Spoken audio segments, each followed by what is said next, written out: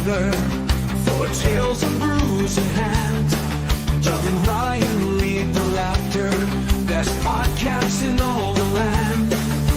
Crack a beer, the time is near, stories bold and true. Saucy moments with some cheer, this hour's made for you. The Well, it's where we dwell, laughs and drinks they swell. Doug and Ryan casting spells, in our hearts they always held. From the first to final pour, wisdom flows unknown, the legends of the nights before.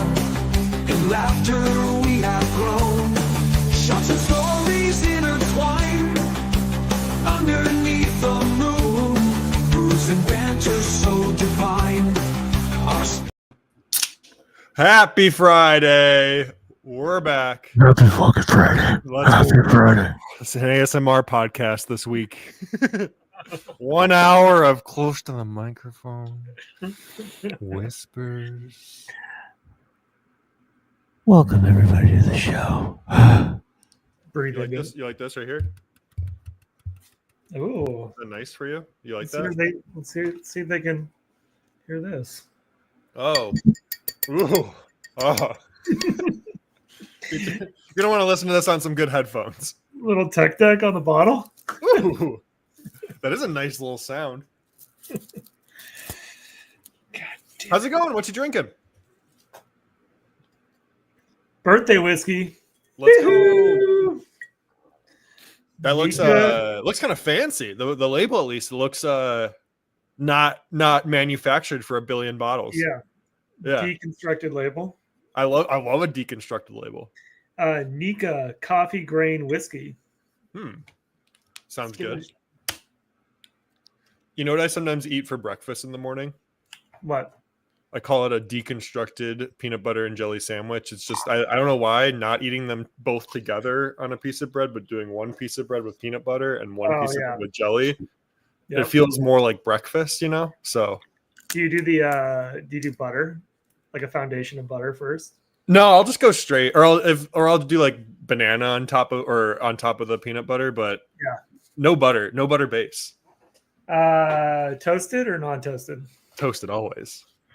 Dude, I'm telling you right now, you need to put some butter on that. Little butter base? A butter base. Okay. It will light that thing up. It will light that whole sandwich up. Not sandwich, toast. Deconstructed toast. Yeah. You got to do it. Okay. Both sides. Both sides. Okay. You need some protein, dude. Well, no, yeah, because the peanut butter is not enough. Yeah, the butter. I've been lifting again. I feel like I'm getting a little bit bigger again. Been happy about it. Really? Yeah. Nice. When did you start? I was really into it like probably 4 or 5 months ago, and then I totally quit once it got really cold because I just fucking stopped going to the gym. Yeah. But now I'm back, and I've been doing it for like 3 weeks now. I run a mile every other day. That feels really good. Mile to mile and a half. I'm trying to get that up. My family is we're not me, but like my mom, sister, and brother all are the people that like do the 4Ks on Thanksgiving or like do the Easter run in Cleveland. Yeah. I'm trying to become part of that. That's good. Yeah. You should. Running's awesome. It's so good for you. I literally get done and I feel so good. It's insane. I love like sweating is so important, I think. Yeah. Oh, so important. Yeah. It's like weird how important it is. You know? It like cleanses everything. Yeah, it really does. Like it gets out like all the just gross shit in you, I feel like down to like maybe the too much sugar you had last night or like you know, or like the greasiness from eating a burger. It just feels like it gets rid of like the toxins, Morty, the toxins. For sure. No, absolutely. Are you a like what is your sweat like? I know when I was like running a ton, I was that guy that was like so gross, just like drenched in sweat. I feel like my body kind of like it does it a lot with my like obviously top of my head gets really sweaty, like up here, like my forehead is the most. but my body kind of waits to sweat it out until like after I'm done. Like I'm kind of like, Oh, like really? I'm like Weird. kind of like getting like warm, and I sort of like I'm feeling like a dampness on my body. Yeah. Like once I'm done, it's like I like touch my back, and I'm like, ooh, you know. It's like afterward, it like kind of releases. That's funny. I'm like the opposite. It was just like, oh, it was so gross. Yeah, just Like drenched. I couldn't even do. I always wanted to be the guy to go for like a run on like a lunch break or whatever. Yeah, yeah, But there's no way. When I was in an office environment, yeah. Well, yeah, you'd be. like, hey guys, just like wet. I mean, if you ever wanted to like get a conference room to yourself or something, that would be a tactic, you know? Yeah, it was crazy. So well, that's good. Yeah, Yeah, that's awesome. Cool. Running. Yeah. So that's been good. I mean, should we just get right into our first topic? I don't know if you watched it or not. I did. Okay, I'll have you want to be the interviewer? You want to help me review it? Yeah, please. All right. So big, huge news. Jake and Logan Paul, they're reality TV stars now. HBO Max, Paul American. It's time for us to hit.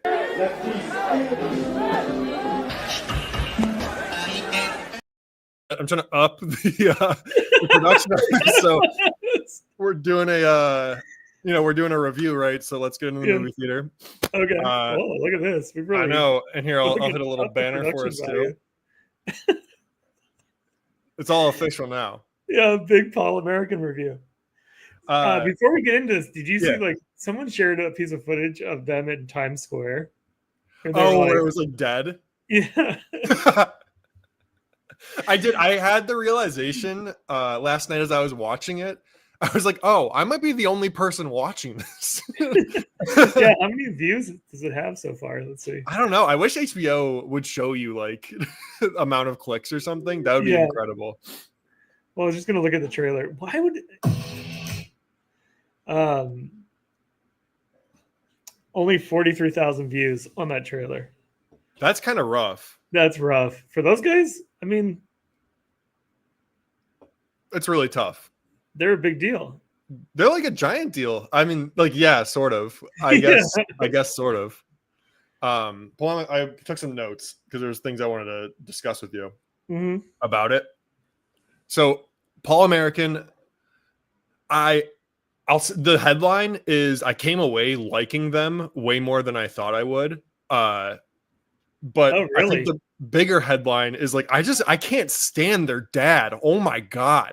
Oh yeah, it makes me want to scream.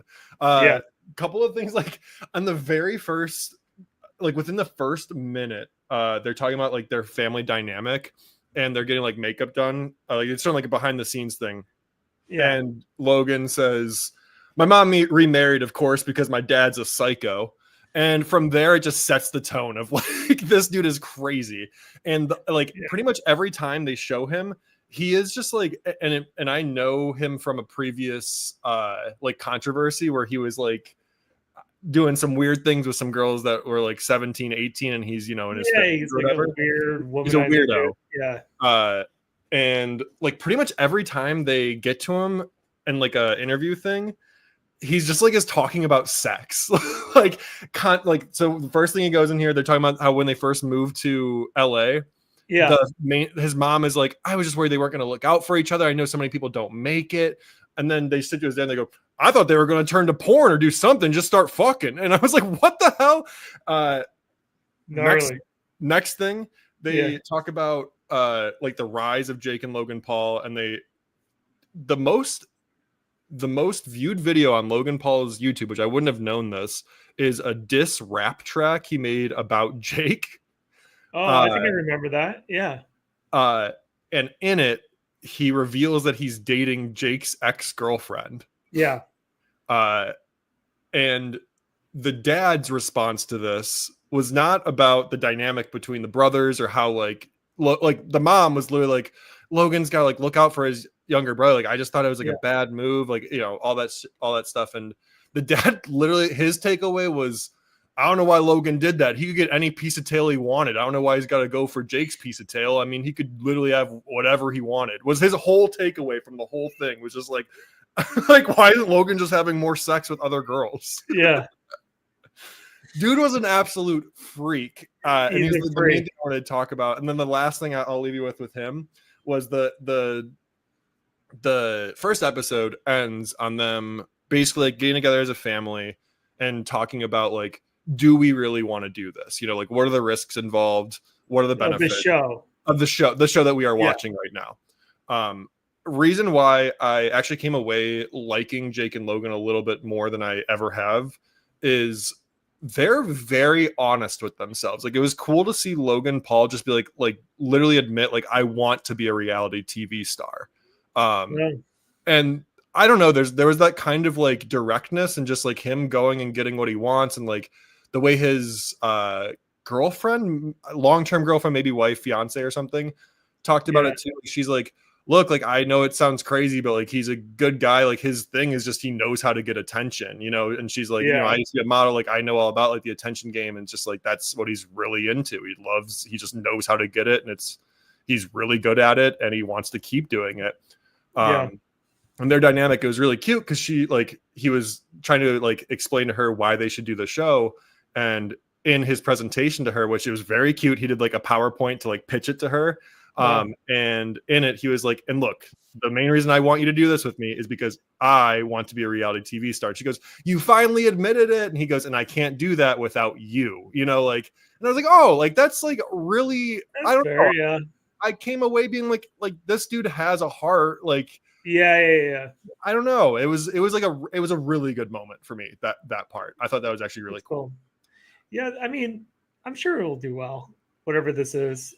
Paul American, but they do. I wonder if they'll get into their dad, because their dad is like, I mean, I think Jake has some like crazy shit from his past that is directly involved with his dad. With the dad, yeah, like not loving him, type of like just some real like favoritism almost to favoritism, and then like just like emotional abuse, stuff like that. I would believe it. I mean, this dude seems unhinged. I got sidetracked talking about what I thought was cool about Logan and stuff, but like in that final scene of them discussing if they want to do it or not, the dad, they're all talking. It ends on a part of like, Dad, you're a liability, and he's literally like, fuck you, I'm not a fucking liability, fuck you, I fucking hate Hollywood, I'll fucking beat the shit out of all those guys and all that shit. And they were like, Dad, we had 6 pitches, all of them went fantastic, and you sat in on the Apple TV one. That was the one pitch we didn't get because you told the executive, essentially, they don't say exactly what he told the executive, but the dad says, it was boring as hell, what do you want me to do, just sit there and watch it? And they're like, yeah. It's an executive. This is why we have all this money. You know, like basically is like what they were trying to tell him is like, you didn't even build this. Like, what are you talking about? And that was like the dynamic that kind of went across the entire show. Was the dad has this weird entitlement that these are his sons, and he somehow feels that he is like their manager or something. And then the mom, bless her heart, she clearly loves her family very, very much, but you can tell like she's kind of just defeated with it all. Like basically anything that every single interview with her is like, and I don't really agree with it, but what am I going to tell them? I've never made that much money, is literally every single interview with her is like, but what do I know? I don't make that much money. And it's weird to see just it's that. Weird. Yeah. The parents are the weirdest ones for sure on these child stars, right? They're just like, they don't like, it's hard not to think like mom's not going to say shit because she doesn't want to rock the boat. You know what I mean? Yeah. Dad's wild, but mom is just a total peacekeeper. That is like, she doesn't want to get in the way of anything. And it's weird how the money has made her docile is like way too strong of a word, but like has made her docile, while the money has made the father maybe more aggressive than ever. Like it's just two totally different ways of dealing with it. It's so weird. Yeah. I don't know. I even think with Logan, I don't know, because I consume some of his content. You know, Yeah, I consume a lot you of kind his of can't content. miss it. Yeah, and I felt like the same way as you. You're like, wow, okay, I could kind of, you know, I can get down with this dude. He seems like he's like actually like a real person. But then you just catch these like glimpses of like just insane narcissism, and you're like, I don't know. I feel like he's faking it. Like this, he's just always on. Yeah, He's yeah. always on screen. I want to see what that dude's like in daily, whatever daily life. You know? Well, I know, and like they kind of touch on that with like you're kind of being recorded 24/7. Like, when do we ever see the real you? Is Yeah, like kind of the cold open, and both of them. It's a really nice moment. Like the interviewers, hey, you're being filmed 24/7. When do we get to see the real you? And then it shows both of them getting asked the same question, and both of them turn their head to this side and go, "Good question." And then it gets into the show. Like, yeah, it was a cool moment. It's like both of them don't ever like are themselves. Neither of them even know how to like yeah. answer the question. It was I kind could of cool. see Jake, the younger brother, being more real than Logan, the older brother. I don't know. Jake's more emotional, is what I got too. That's what I'm I'm saying. knowing everything about them now. Jake's the more emotional one. He's like very little brother coded, you know? Emotional, says like whatever's on it. Like those are the people you trust, right? The people who just like say whatever. Logan seems like he could be a little snaky. You know, I don't Yeah. know. And like just to keep reiterating like my biggest takeaway from it was like I could actually see myself like being friends with them. Like I actually think it would be like Oh cool yeah, to yeah, be part of their crew. yeah, Like for sure. for sure. Like Yeah, it'd yeah, actually be pretty sick. They actually seem really cool. yeah, Like yeah, blah blah totally, blah. Fine. I don't totally. hate them as much as I thought I did. You know, it was like kind of the biggest takeaways I Mhm. got. I will say so biggest issues with it beyond just the dad is such a character. It's hard for me to watch the dad. I had to like turn Yeah, it off after 15 minutes and retry because I was like getting so heated. But my biggest issues with it so far are they are completely talking around the fact that their audiences are completely children. Like that would be a very interesting thing to see get discussed is like, how do you guys deal with the fact that most of your audience is in 8th grade to 10th grade? yeah, You know, is that kind of weird for you guys being now like kind of adult stars in a lot of ways? yeah. And being like uncensored on all their channels. Yeah, exactly. You know what I mean? Yeah, And doing like not like even just down to like Jake being a boxer and stuff like that. Not that that's like 18 plus or anything, but like yeah, it has a gambling component that's pay-per-view. Like, you know what I mean? It's not like it's yeah. different than him being like an NBA player, you know, or something like No, that. yeah. He's doing like uh, Disney-esque ad rolls for better. You know Yeah. what I mean? Hey, Yeah. you know, bet on this round. You're like, what? Yeah, exactly. Yeah, And then like I think the last part on that too is like they do get a little bit into just like how they are kind of just like money motivated. yeah, Like there's kind of a part where like Logan gets like like can't even pay attention because he's just like thinking about like merch sales. And it's like and it's like I kind of wish and like it's so clearly very produced from their point of view. yeah, And it's almost too bad because I think it would yeah, be I think there's such an interesting story to be told with them, and to know that they actually are like just from this piece, like they are pretty relatable and do actually seem pretty human for how popular and how the cameras are on them 24/7. I actually think it would do them like way more justice, and there'd be way more interest in it if you kind of like see people pushing on them, being like, do you think yeah, it's kind of weird that you're pushing merch to 12-year-olds, you know, and stuff like yeah, that? Which is a question I'd love to see them come to grips with. yeah. You definitely won't see that. No, not a produced thing by the Paul brothers. So Now we're going to be selling Lunchily. yeah. I'm surprised we haven't gotten a Lunchly ad yet. Yeah, we're going to be Prime has been very involved though. Don't worry. I keep getting a sneaking wish to drink a Prime. Like, fuck, you know what? He's so good right now. No. Just get a Prime energy drink. The Paul brothers. Oh my God. Ohio's finest. Some Ohio's say. finest. They are like 3 towns over from where I live. Do they have a statue?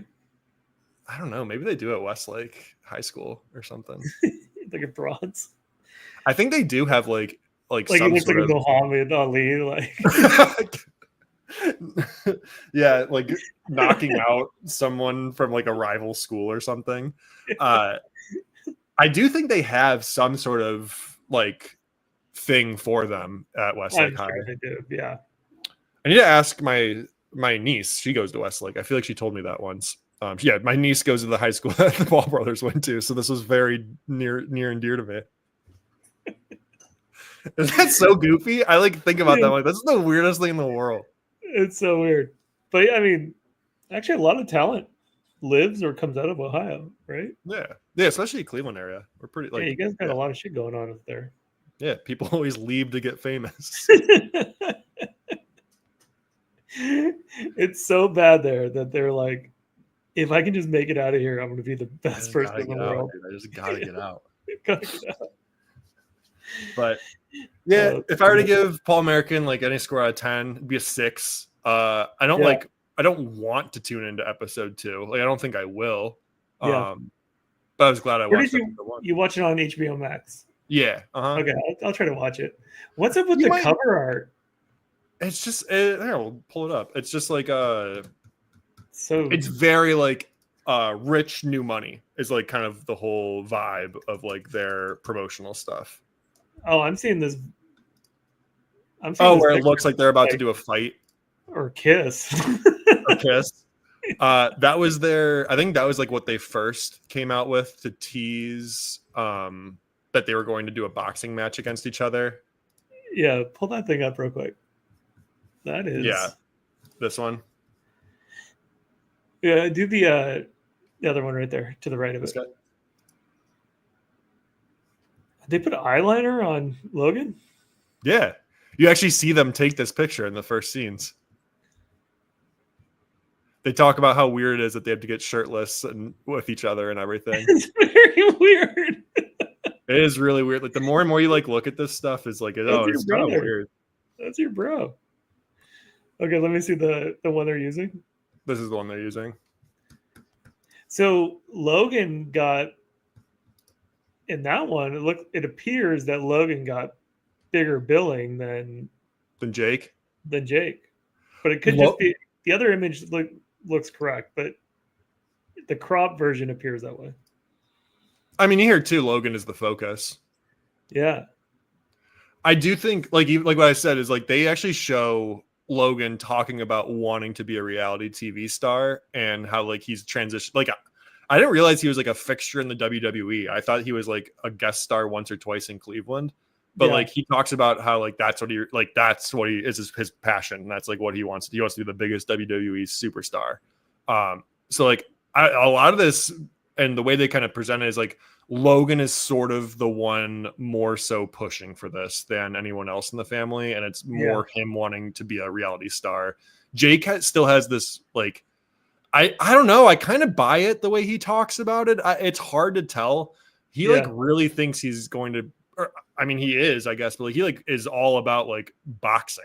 He's like really views himself as like a pro athlete, like not a reality star. Like he's like an athlete, which I think is kind of goofy and like in a lot of ways. Like, and but I get why like he is succeeding. But it was weird that that's like how he views himself. But isn't like wouldn't Logan technically already be a reality star? They don't view it like that. They view it like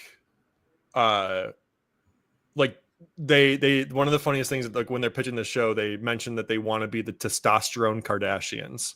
I was gonna say he's basically trying to be Kim. Yeah, so exactly. That's like what he wants. He wants to be he wants their family to turn into the Kardashians, it seems like. But you're not gonna be able to do that on HBO Max. That's fair. You have to be on Bravo or something. Yeah. Kind of, yeah, like that's what he wants. Like you just went from one streaming service to another, basically. Yeah. You know? Or like he's gotta like he wants to be on network TV. Or you get like some sort of spinoff like The Real Husbands of Los Angeles or something, you know? Oh, we should start that. That'd be sick. Yeah. There the you real go. bros of LA. Just chilling. There's no conflict in the show. These kids. Hey, I'm gonna tell So my wife today, I'm taking the trash out. Meet me about back. Just the most. Everyone. There's no drama.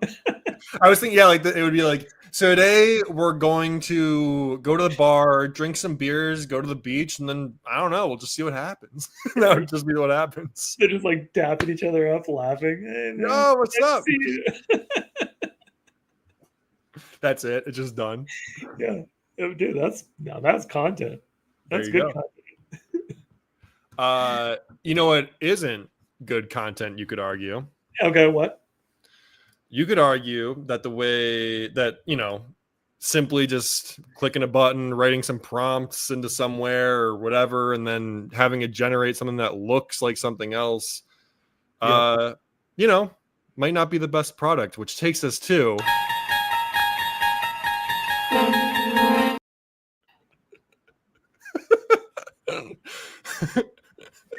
Okay.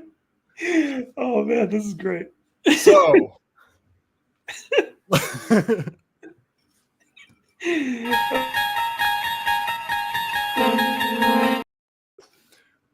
in the Okay. technology zone. It's scary here. We're in technology now. Yeah, we're getting into tech. We're in the Okay. technology zone. Yeah. Dystopian, we're talking ChatGPT and Studio Ghibli. Okay. So the thing did you know that the White House used this filter from their Twitter? Use the wait. What? The White House. Yeah. The White House posted an image with the Studio Ghibli filter on it yesterday. I know. I did not see that. What do you Did they think? really? Yeah, don't look yet. I'm gonna pull it up. Yeah. What do you think the White House used the Studio Ghibli, the White House official Twitter account, used the Studio Ghibli thing to make? Okay. Can I get 3 guesses? You get 3 guesses. You're not. Yeah, I could give you 100. You wouldn't. Okay. What did they? What if I was the White House controlled by Trump? What would I post? I'm gonna say Trump doing the fight thing. Okay. No. That's a good guess. When I saw, when I heard this, I thought it was going to be that.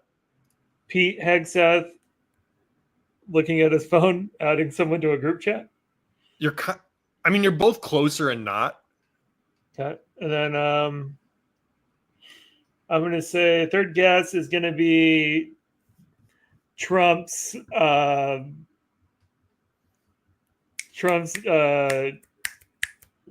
jail photo. Now that would have been sick. That would have gotten some engagement. Yeah. I actually think that would have been the right choice. Yeah. Here's what they went with.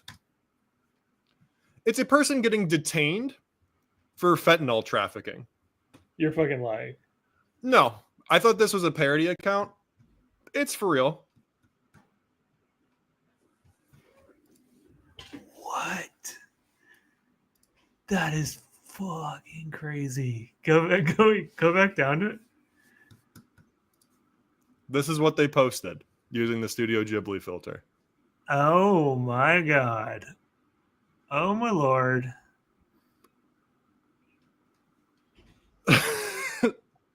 It was appalling. I was like, whoa. I mean, oh, that's not good. Is that not the craziest thing? Like, That is not good. I didn't even see that. That's pretty crazy. That is yikes. Because, I mean, here's the thing.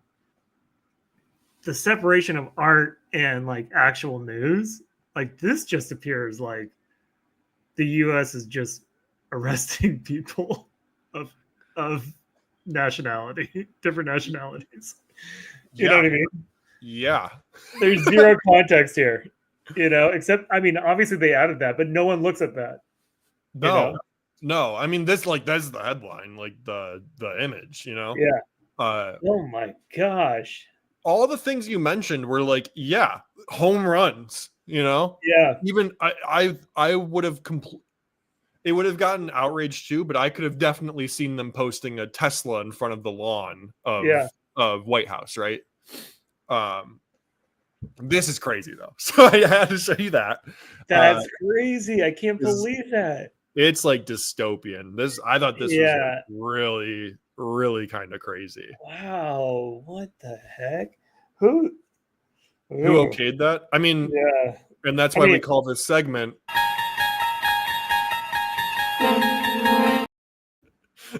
Gets me every time. It's a good one, right? It's a really good one. The music is chef's kiss. Oh god, that's crazy. Okay, wild. So beyond that, I had to share that because I don't know how else I would have been able to layer it into our conversation, but yeah, one of the craziest things I saw today. But I don't know. I wanted to talk to you about it because I did think it was really interesting how like you can just take images from other IP and then slap other people's IP over top of it to kind of create something new. Yeah. And then we've talked about this offline too, but I'm just going to give you like a couple things to go off of. Feel free to like jump off wherever you want to. But the other thing I was thinking about was like what I'm calling express monoculture.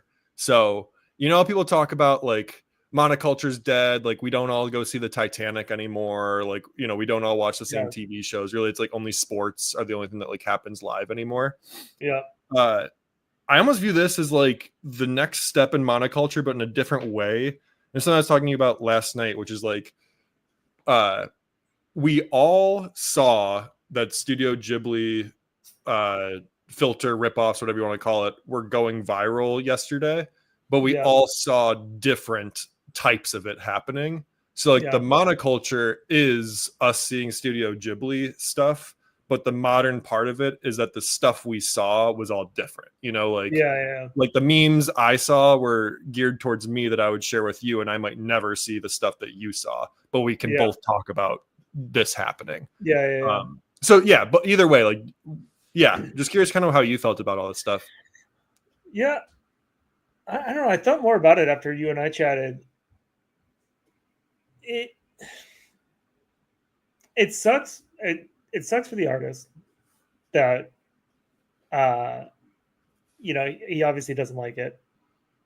But I think it kind of goes two ways here. Like you have more people talking about your brand creation than ever before.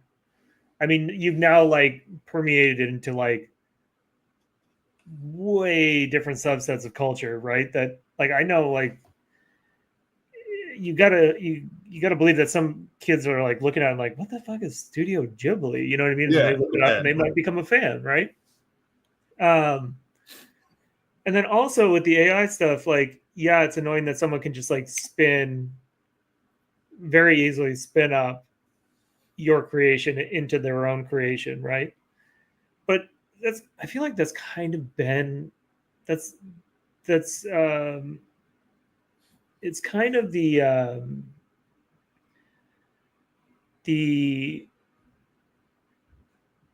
it's kind of what happens regardless, right? Once you produce something that gets big enough, right? Eventually things just start being taken over by culture itself. So I think, you know, it's annoying that people can kind of create the content, but I think there's also an element there where it's kind of out of your control once you release it to the world, I guess. I don't know.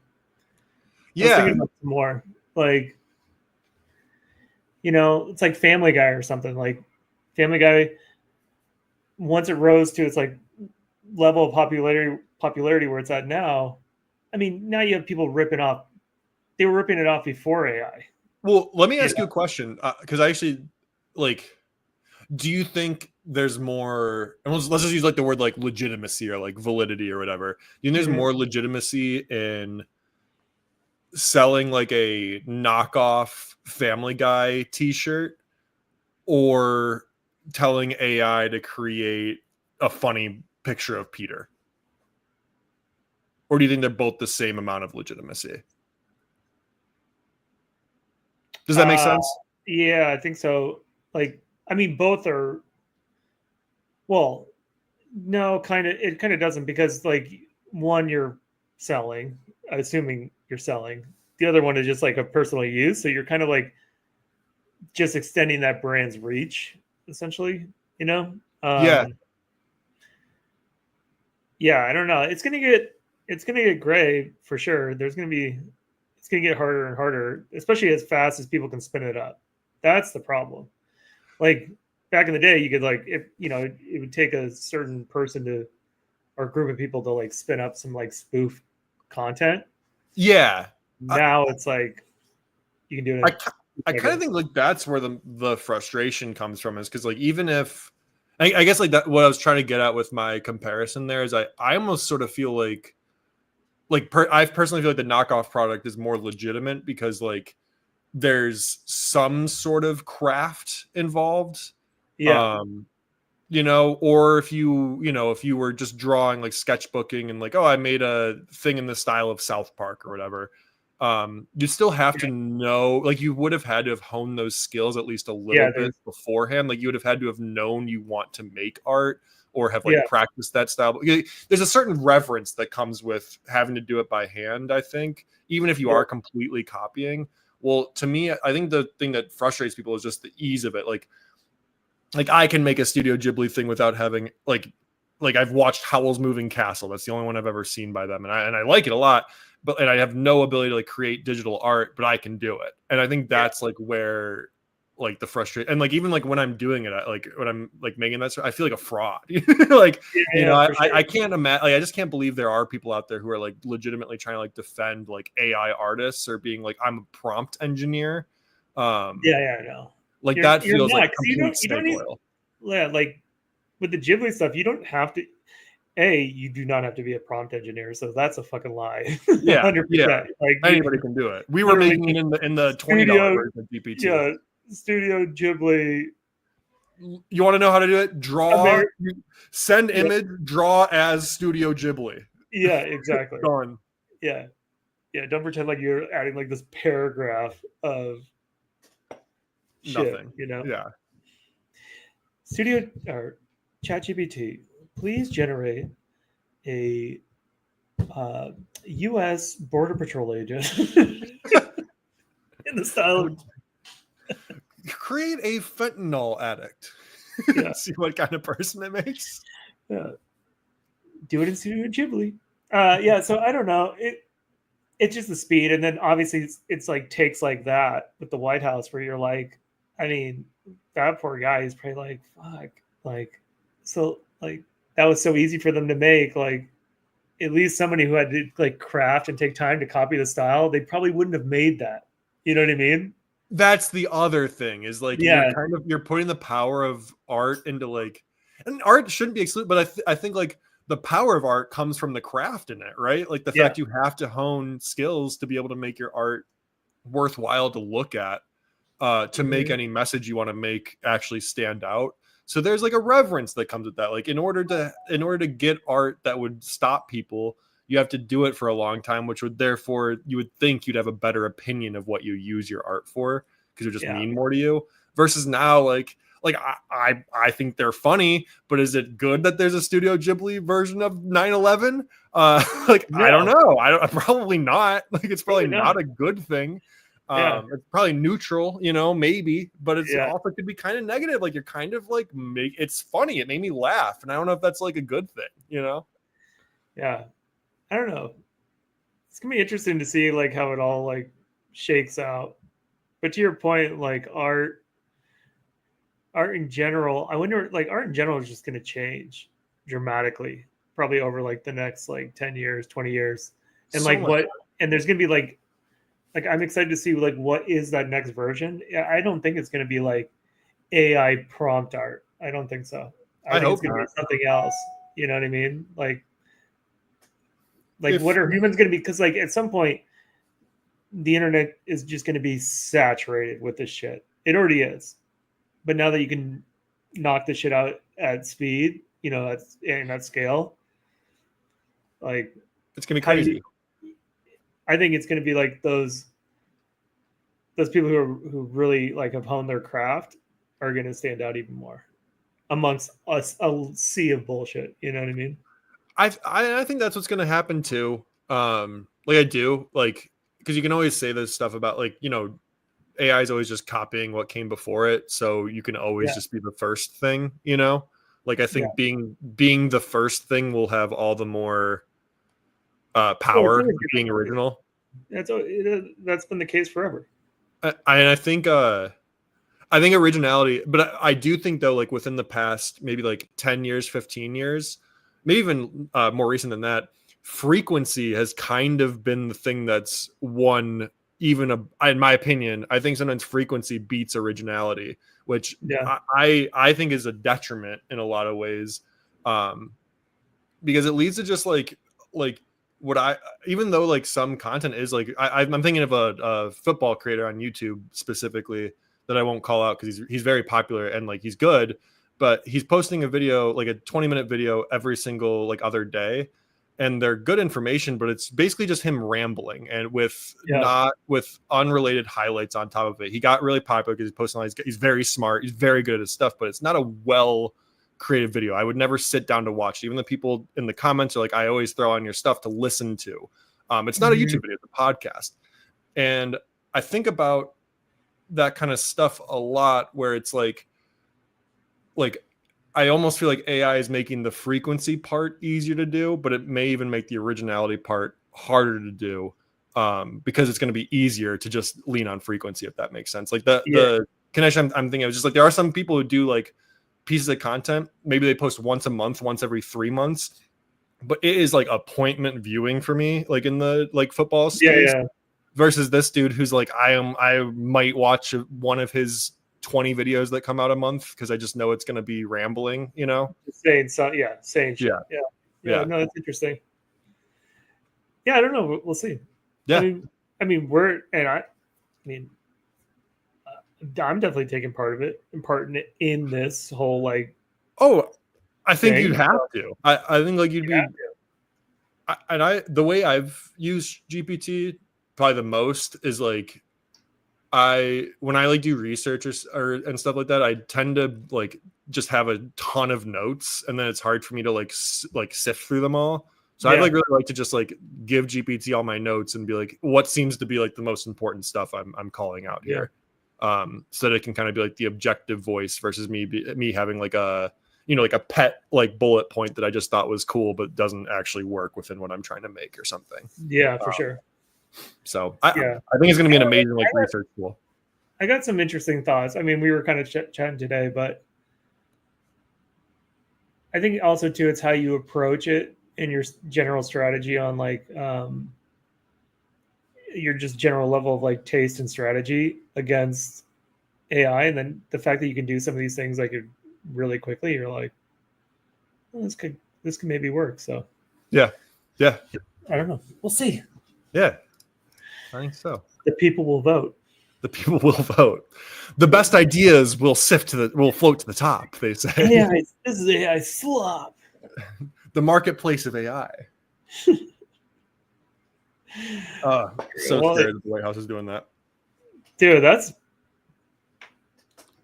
it's fucked up, right? You didn't expect to see that, did you? Was that like them literally doing it for a criminal? Or like, I mean, like, how are you getting away? What the fuck? How are you getting away with? Who okayed that? A border patrol officer, whatever he is, a military. First of all, he looks like he's military. Deporting someone. Like the optics of that image are as dystopian as it gets. 100%.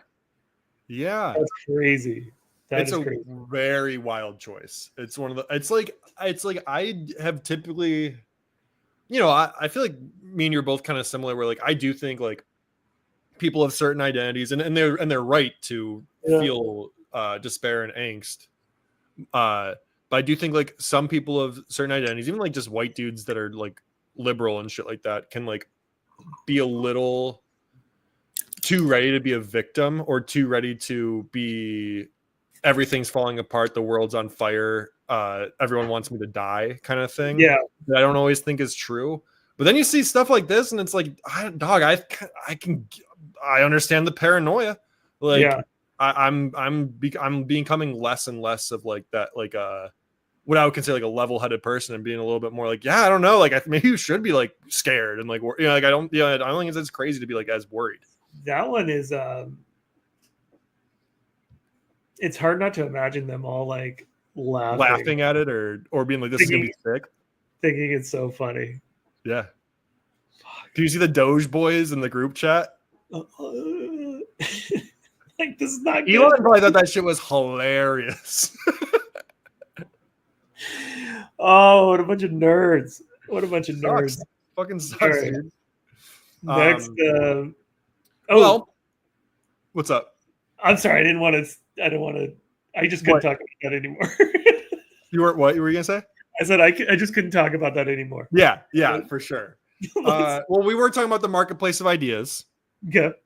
And a certain major athlete is in the marketplace of ideas against one of the biggest sports broadcasters, Stephen A. Smith versus LeBron James. We're talking about the LeBronversation that happened on Pat McAfee. It's time to get into Touchdown!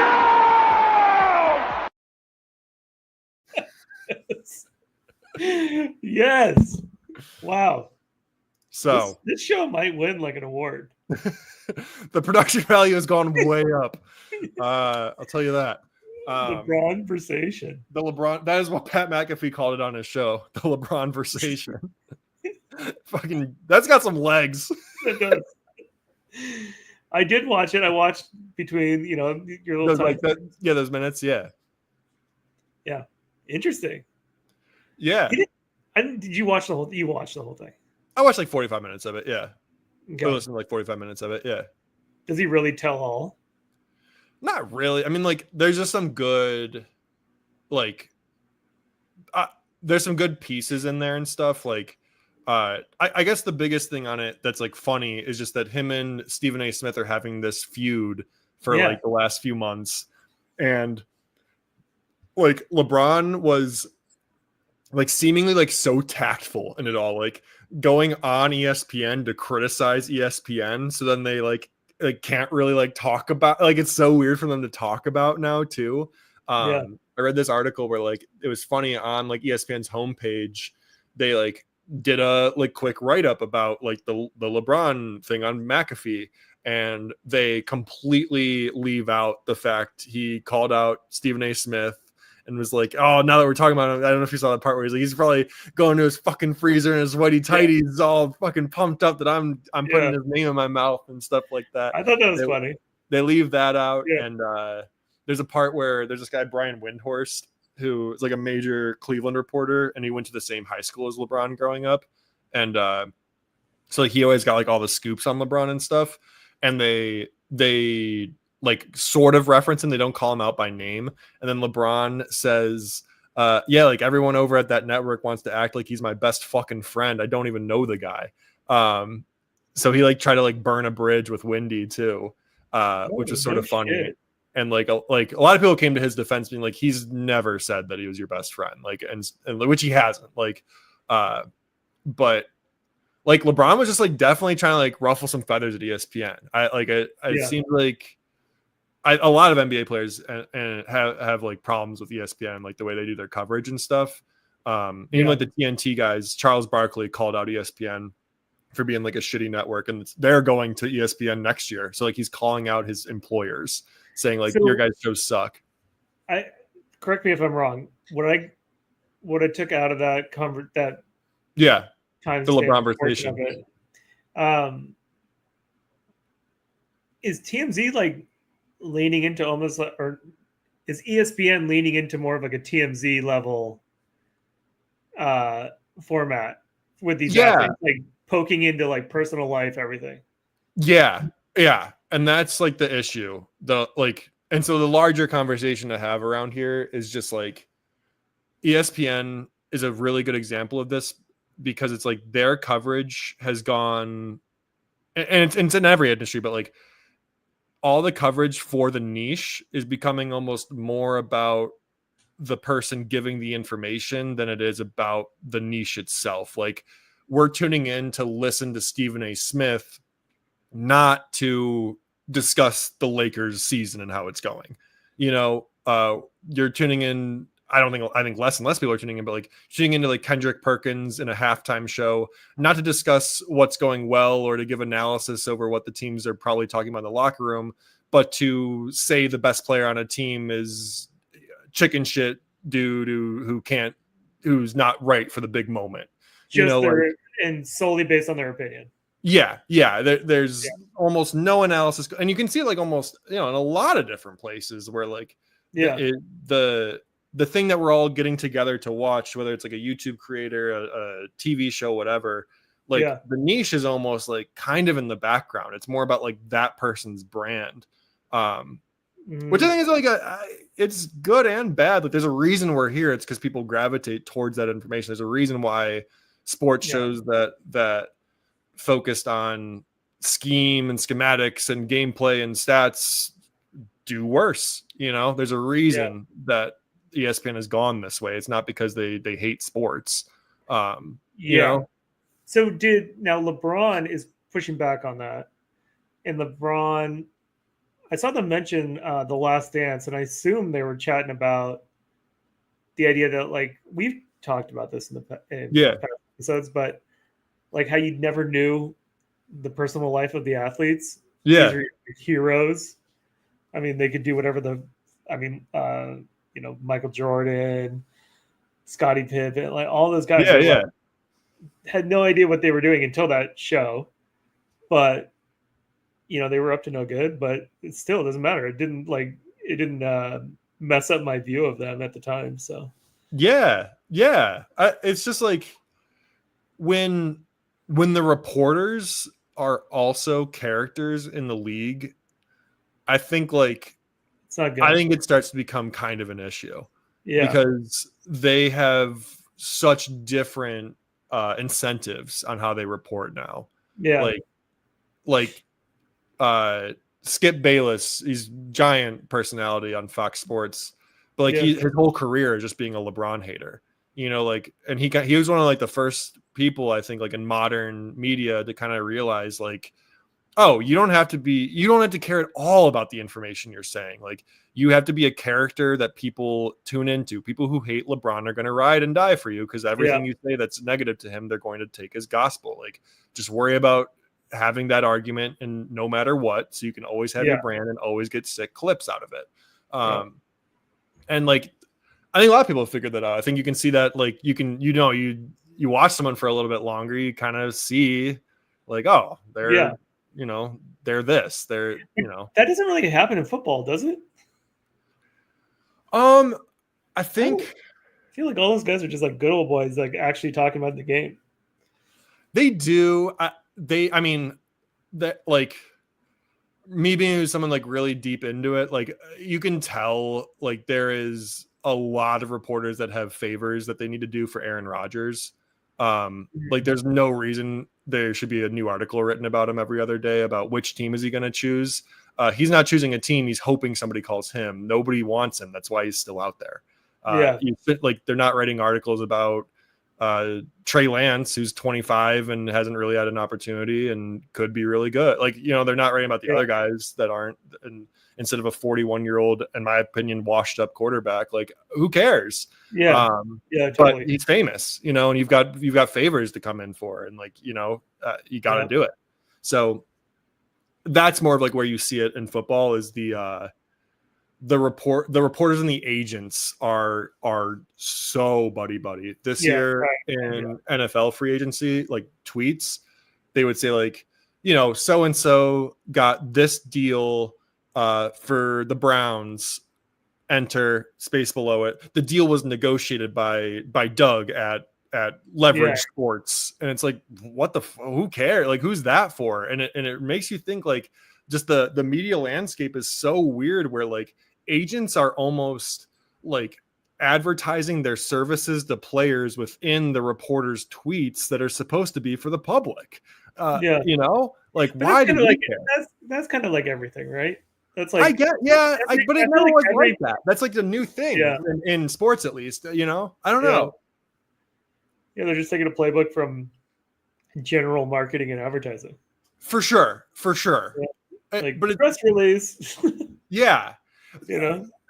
And like, yeah, like dudes like Adam Schefter and whatever, like they are, and Ian Rappaport, like they are just like, I don't know. I don't understand people who, and this is kind of tangential about like sports. I don't understand people who like follow those dudes, or like Adrian Wojnarowski for the NBA. Like, I don't know why you care to be like the very first one to know like who signed a deal. Like you're gonna find out an hour later from everywhere. Like I don't care if ESPN was the first one to tell me that this person signed a deal. If 2 hours later, I'll know anyways. Exactly. Yeah, it's weird to me. Like why? Like, and then the agents pay those people. You know, it's weird. Yeah, there's a business that's like not even existent. Like it's like ESPN just wants that to be the ones to say they're. It's like, you know what I mean? I don't get it. So going back to the LeBronversation. Yeah. Is this all born? All this drama, is it all born out of the fact that LeBron James's son sucks at basketball? Like kind of.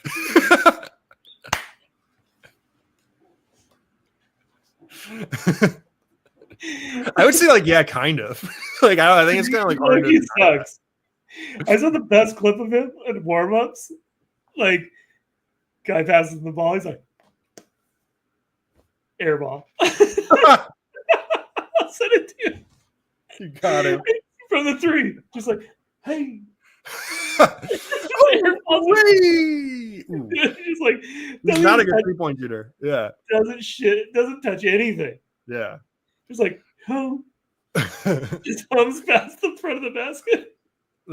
It's so rough. I mean, he's trash. Yeah. Is he trash? I think he's trash. I think he's trash too. I mean, what I'll say about it is like, I think everybody is in agreement where it's like, if you had the opportunity to get your son in the NBA, you do it. Like, I think all of us are like, yeah, like LeBron's not at fault. You would do that 100 times out of 100. He doesn't need to. But I still think it's cool. Like, I agree. I don't think you need to either. It's cool. And if you have the ability to what's that? He literally could have just gone like the normal path. And yes, he would have like all these friendships and networking, whatever. That's like normal business. And if he was good enough, he would have made it. But it's as if they knew that he was going to fail dramatically, that they're like, we just have to force him in. Yeah, get him in the league. Yeah, because he like just sucks. It's almost, well, the thing like about it too is it's like it's kind of more about LeBron than it is about his son, because like they forced him into a game early in the season just to say they were on the floor together, you know, and then they threw him to the G League so that they didn't have to like actually play him. And like, yeah, like LeBron is not like victim, like is not complicit in like the year before Bronny got in, he tweeted that Bronny was better than some of the guys on the Lakers roster right now, and like clearly that's not the case. Can you pull up a video? See if you can find LeBron's son, Bronny. Find Bronny airballing in warm-ups. I'm seeing a different air ball. Let me just pull it up. Whatever that is. In warm-ups? Yeah, it was just like warm-ups before you. Yeah. Here it is.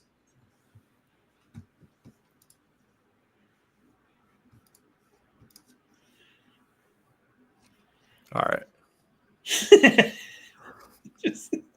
Let's get LeBron on this podcast. Yeah, let's call him in. This is it. Oh my god. Oh.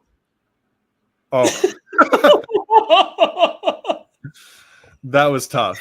That's tough, right? Yeet. It's on target. It's on target. Gotta give him that. A little bit more mustard, buddy. A little bit more right in, dude. Could have been perfect. That was so close to being perfect, Bronny. Good job, sweetie. A rainbow. Oh, smooth as hell. Dude, LeBron's son.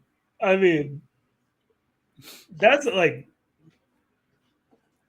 if that's the core of this whole problem, LeBron needs to look at it. He needs to look in the mirror and be like, Yeah. he probably just can't accept it. He's probably bummed. He's like, how can I be the best in basketball? He's like singing. How am I the best in basketball? My son sucks. Yeah. It is like I feel like there's got to be a myth about something like this. Like the greatest god ever has a son that's like supposed to take over the throne but can't, Yeah, exactly. That's like kind of what it is. Apparently Bryce, his other son, is better. This is Bronny. Like that's how you create a villain. Yeah. He's gonna create his own league. Yeah. That's it. No one understands my talent. I'm gonna wage war in Germany. Got it. I'm gonna wage war on the whole world. That's Hitler's story. All right. Yeah. Art school. This is his art school. I love it. Oh, it's so good. Anything? What else do we got? Oh, we're at an hour. This is pretty good. We're pretty good with these segments. Yeah, we're ripping through them. Yeah, let's give the people one more piece of something. All right. So if we're gonna do one more, we can't, and we kind of already, we could have used this transition for the White House tweet, but this feels a little bit more relevant to this.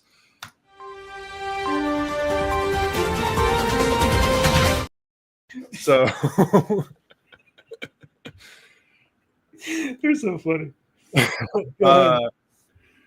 This isn't necessarily politics. It's not like, Democrats or whatever, but Snow White came out. Okay. Live action Snow White. I didn't know it came out. I don't know if you knew it came out. No idea.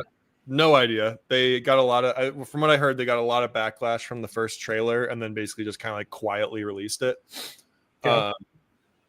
So I'm taking a bit of this from another podcast called Lemonade Stand. So if you guys want a very well-produced podcast, go over there. We don't do that.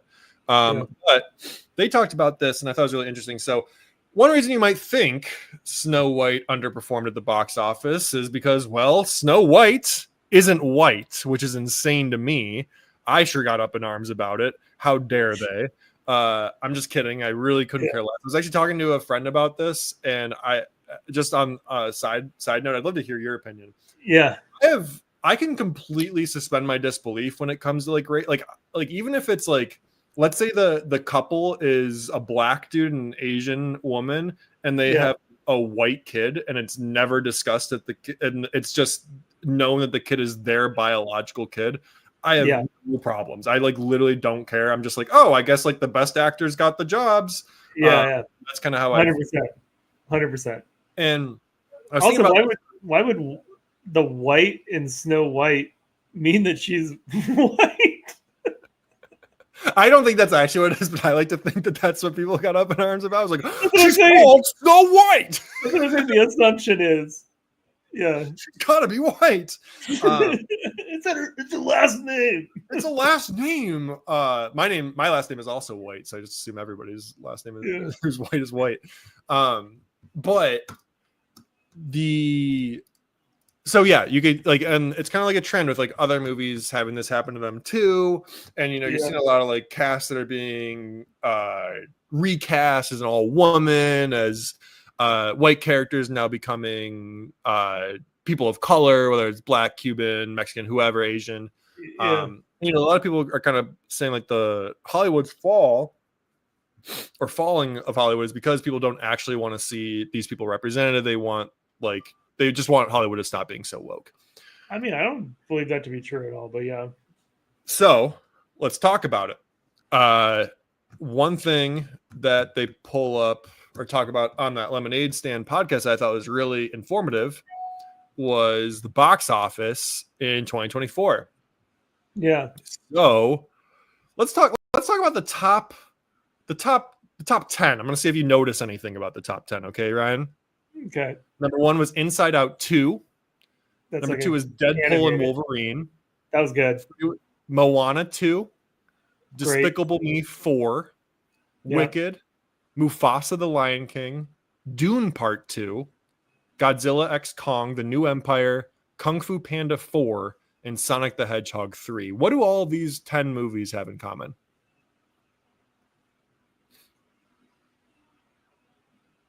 I mean, I have no idea. They're all sequels. They're all based on properties that already exist. Oh, okay, yeah. There's not one original idea No. Yeah, no. until 16. The 16th highest grossing movie was an original idea. That makes sense. I mean, that's like that's the biggest complaint in Hollywood right now, right? I would think that's the biggest complaint over a race thing. That's kind of what I'm getting at. It's funny that we've taken this what I think is just studios being so scared of losing money. They're really pocket pinching. They only feel comfortable releasing IPs that they know already have a built-in audience. And in order to make them more interesting or to have a reason to even just redo it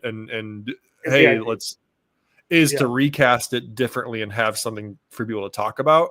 And I think that's just getting enveloped into my opinion, racists saying I don't want to see black people play. I don't know, fucking Hey Arnold. That's crazy. Yeah. So that's what I think it is. They won't take a bet on, for the most part, they won't take a bet on anything without like legitimate IP. Yeah. It's really only A24 that makes original movies anymore. They would rather like put out a movie about like Checkers the board game, Checkers the game, than they would like some awesome original piece of content. Yeah, something like at Disney or whatever. They would rather do that. They'd rather have a come to life chess game, whatever. Because at least it's based on something. Yahtzee. Yeah, Yahtzee. Perfect. Like we're getting Lilo and Stitch again. We're getting like more Moanas. The Marvel movies are I make me want to die.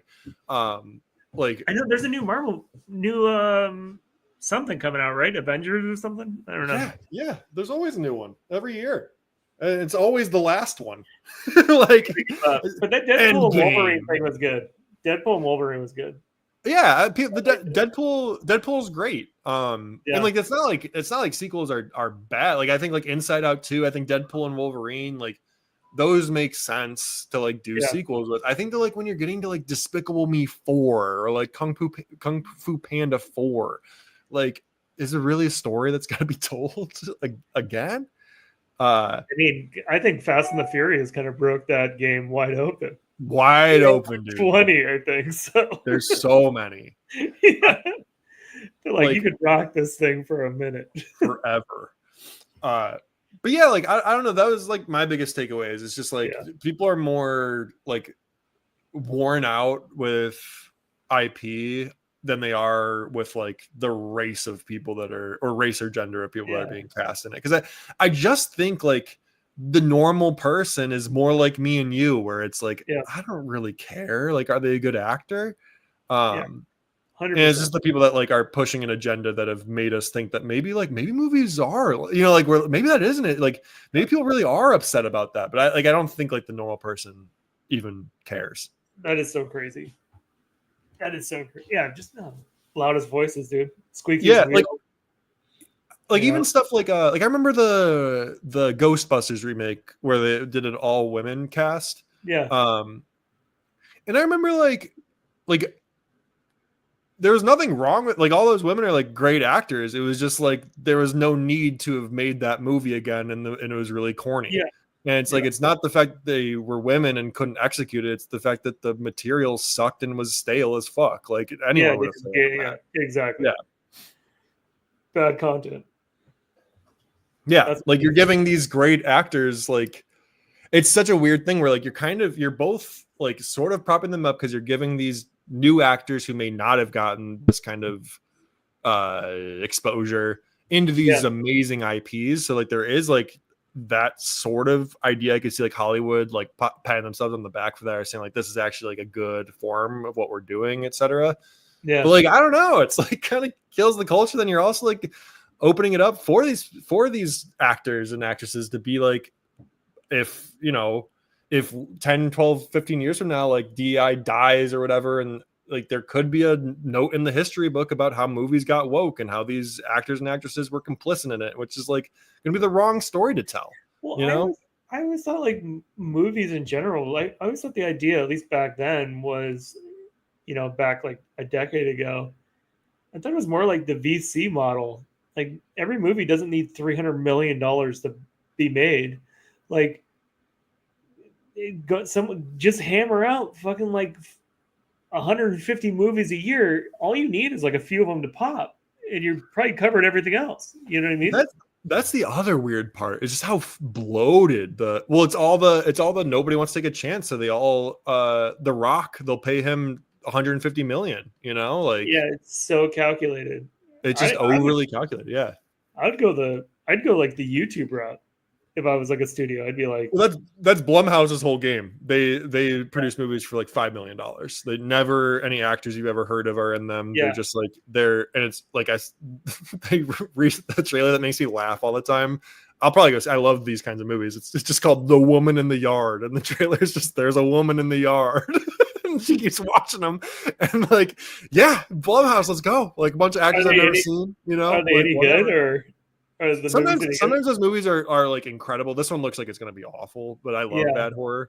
But like it's all like it's all horror movies. Yeah, but yeah, they pretty much only do like psychological thriller horror.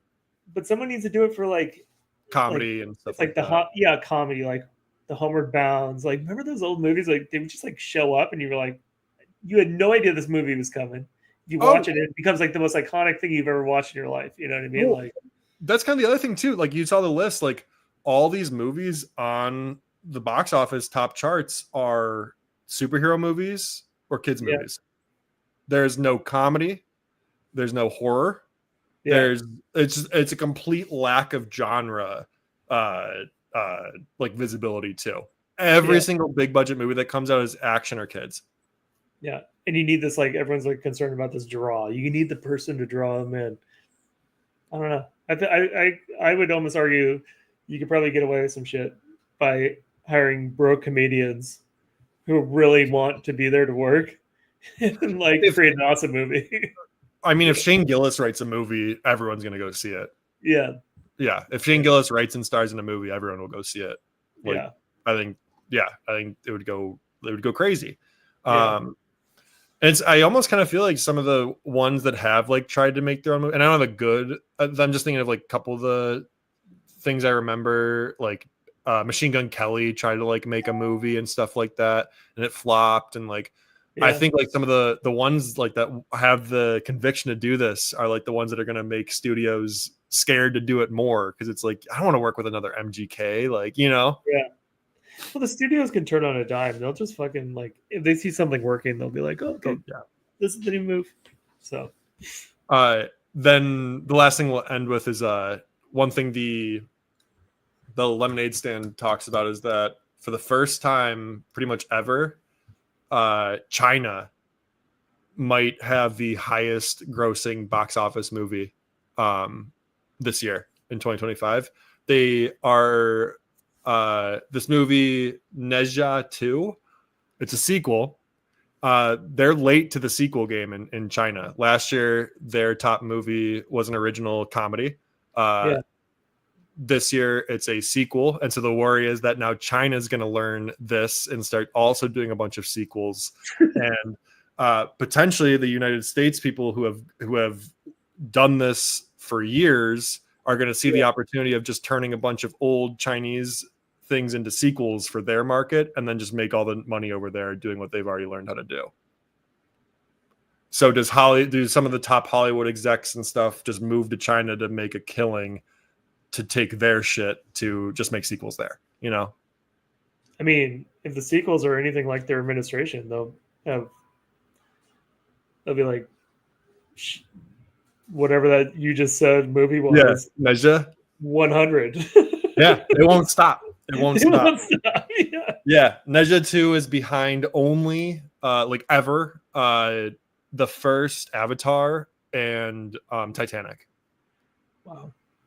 Wow. Well, good for them. Yeah, good for them. It's just it's so wild because it's like it would be like a little bit more exciting if like their top movie that was like beating everything was like an original property, and then like the United States would be like, oh fuck, like we should get back to originals, but like of course like it's a sequel. They're like sequels. Told you. Like we just gotta make more of them. We gotta find the right one. Have you see what China's doing? They're on 28. They're only on 2. We gotta find some shit to make a 2. Our problem is getting into 4s, you know? Like that's what I think is gonna be the we're gonna see some weird properties get some sequels. Oh, for sure. For sure. Is my prediction. It's funny. All right. Well, I gotta go up to LA. Sweet. The Well. Wait, you partying this weekend? Yeah, we're partying this weekend. Yeah. So let's go. Word. Well, I will talk to you soon. Talk to you later. Bye, guys. Underneath my lights we gather for tales of bruise in hand. Doug and Ryan lead the laughter. Best podcast in all the land. Crack a beer, the time is near. Stories bold and true. Saucy moments with some cheer. This hour's made for you. The Well, it's where we dwell. Laughs and drinks they swell. Doug and Ryan casting spells. In our hearts they always held. From the first to final pour, wisdom flows unknown. Legends of the nights before. In laughter we have grown. Shots and stories intertwined. Underneath the moon, bruise and banter so divine.